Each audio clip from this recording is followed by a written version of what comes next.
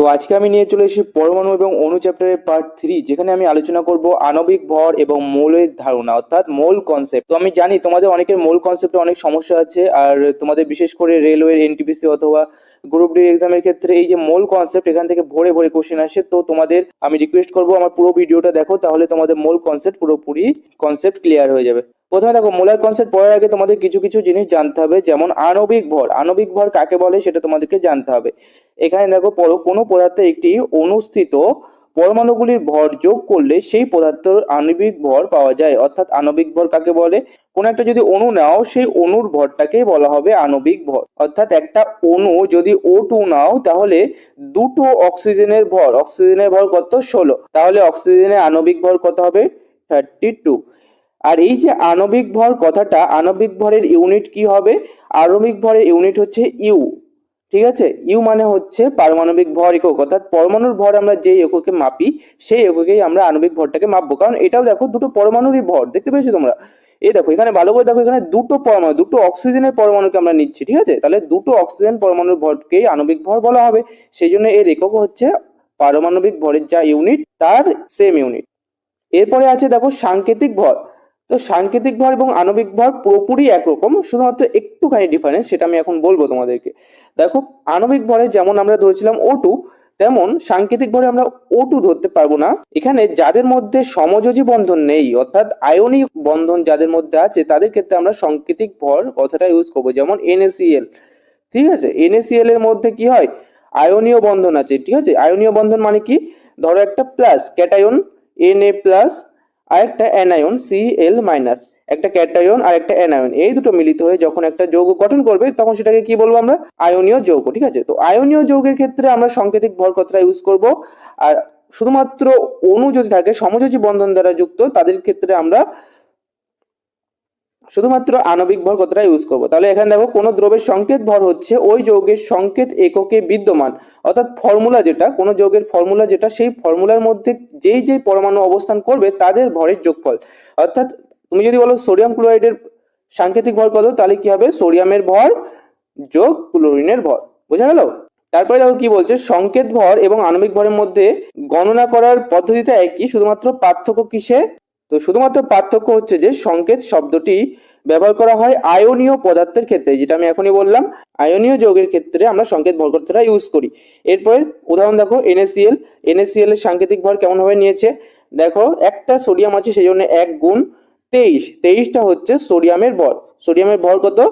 23 you. Yuta হচ্ছে পরমাণুর ভরের একক, যার পুরো নাম হচ্ছে ইউনাইটেড মাস। ইউ এর আগের নাম কি ছিল? AMU। এটা তোমাদের আমি আগে পড়িয়ে দিয়েছি, আগে আমার লেকচারগুলোতে পড়িয়ে দিয়েছি। এই পরমাণু এবং অণু চ্যাপ্টারের পার্ট 1 এবং পার্ট 2, এই দুটো লিঙ্ক আমি ডেসক্রিপশনে দিয়ে দেবো, তোমরা দেখে নিও, তারপরে ভালো করে তোমরা বুঝতে পারবা।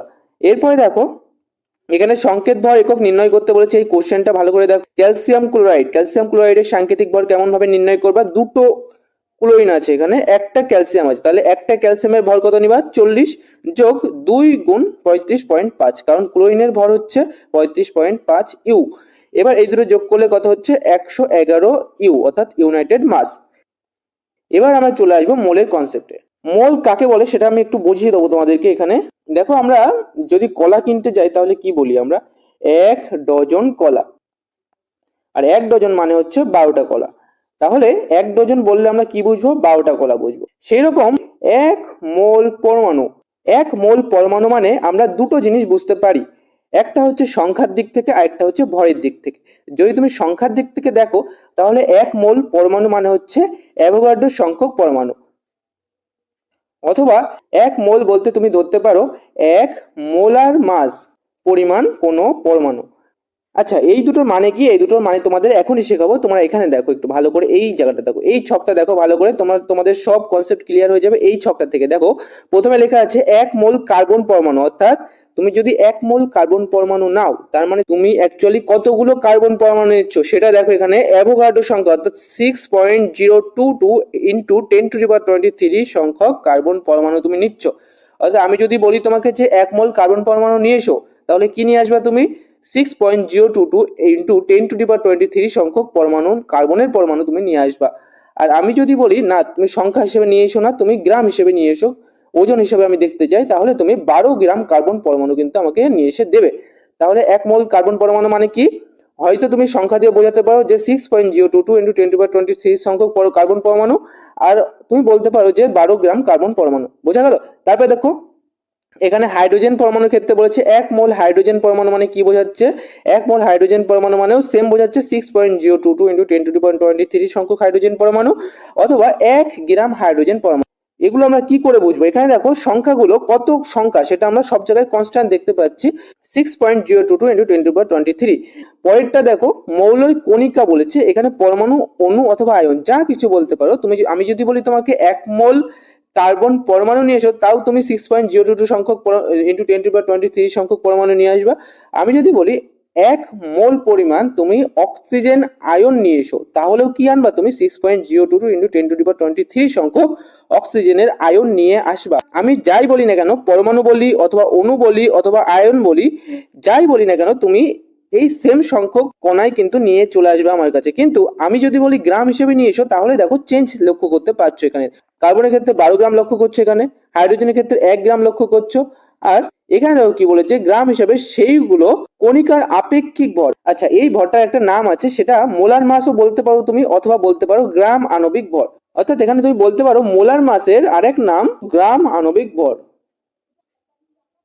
বোঝা গেল? তাহলে তোমরা বুঝতে পারলে যে 1 মোল কণিকা মানে কি বোঝায় অ্যাকচুয়ালি, সেটা বুঝতে পারলে। এবার দেখো তোমরা একটু পড়ো।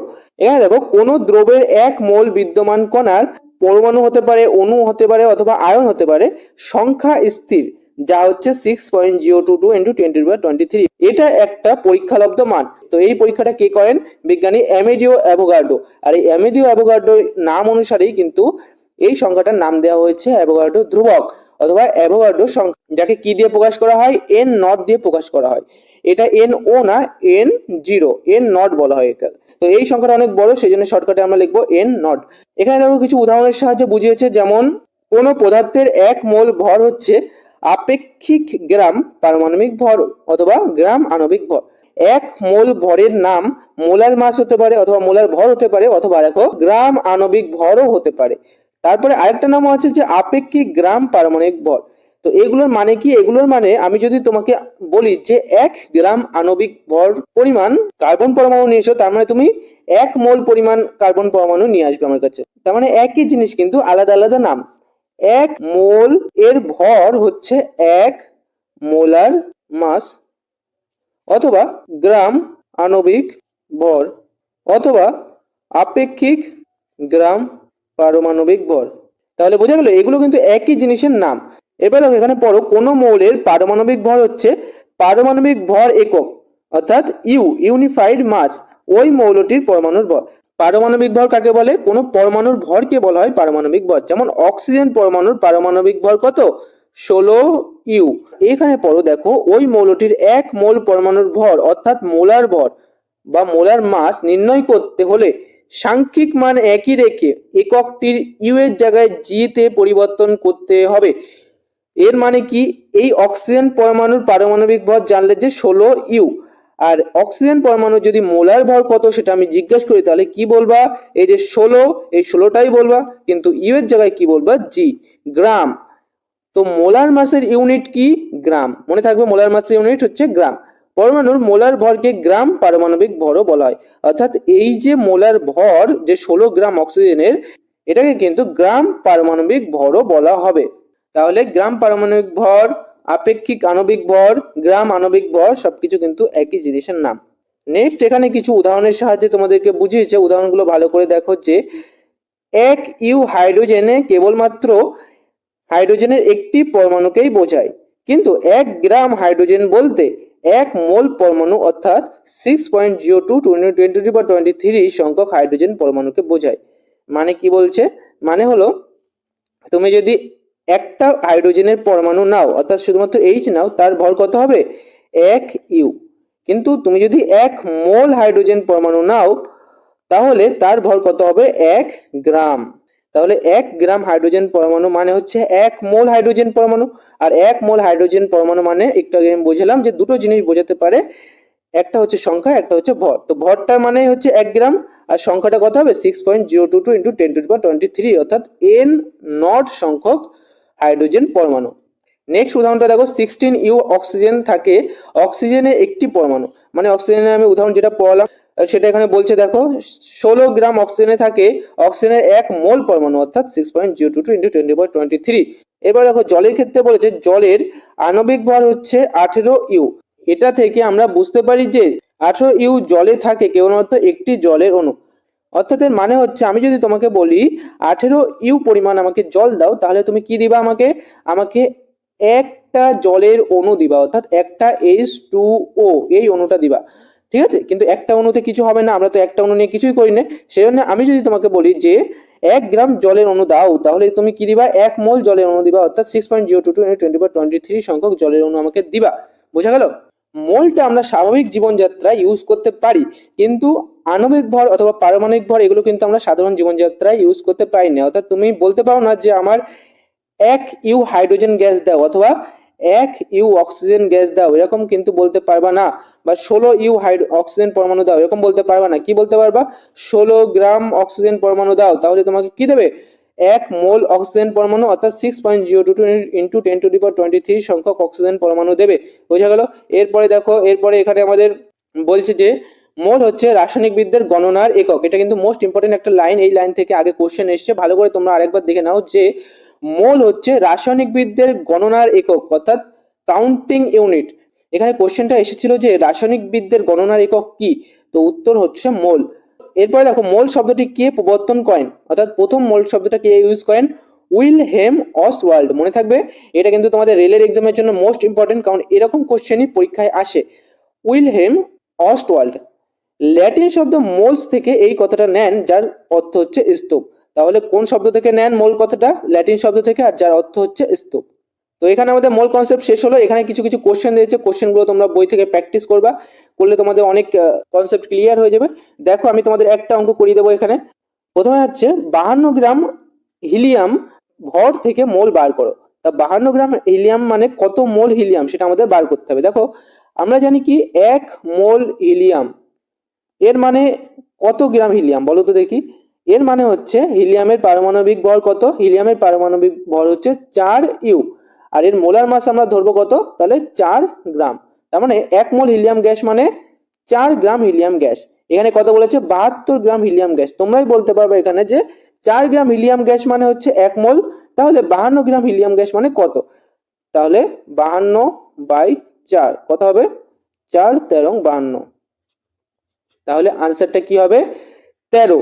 52 গ্রাম হিলিয়ামের মধ্যে 13 মোল হিলিয়াম পরমাণু আছে। তো এটা গেল ভর দিয়ে। এবার আসছে তোমাদের, দেখো পরের কোশ্চেনটা সংখ্যা দিয়ে। 12.044 ইন্টু 10^3 সংখ্যক হিলিয়াম পরমাণু মানে কত মোল? তাহলে আগের সংখ্যাটা আমরা দেখেছি ভর দিয়ে বার করেছিলাম, তো এবার আমরা বার করবো সংখ্যা দিয়ে। সংখ্যা কত আছে? 12.044 ইন্টু 10^23। আমরা জানি কি 1 মোল সমান সমান কত সংখ্যক হিলিয়াম পরমাণু? 6.022 ইন্টু 10^23 সংখ্যক হিলিয়াম পরমাণু। তাহলে এত সংখ্যক হিলিয়াম পরমাণু কত মোল? তাহলে জাস্ট তোমরা ভাগ করে দিলে আনসার পেয়ে যাবে 12.044 ইন্টু 10^23 বাই 6.022 ইন্টু 10^23। কাটাকুটি একদমই সহজ, 2 হবে আনসার। তাহলে আমরা এর মানে হচ্ছে 2 মোল হিলিয়াম পরমাণু আমরা এই যে এত বড় একটা সংখ্যা এখান থেকে কিন্তু আমরা পাবো। বোঝা গেল? তো আজকের ভিডিও এই পর্যন্ত। ভালো লাগলে একটা লাইক করে দিও, আর এই চ্যানেলে আমার এনসিইআরটি লাইন বাই লাইন পরে রিভিশন লেকচারটা পেতে এখনই সাবস্ক্রাইব করো আমার চ্যানেল সায়েন্স শেখো। আর নিচে কমেন্টে জানিও আমাকে যে তোমাদের কোন পোর্শনে বুঝতে সমস্যা হয়েছে, তাহলে আমি তোমাদেরকে পুরোপুরি বুঝিয়ে দেবো। Thank you.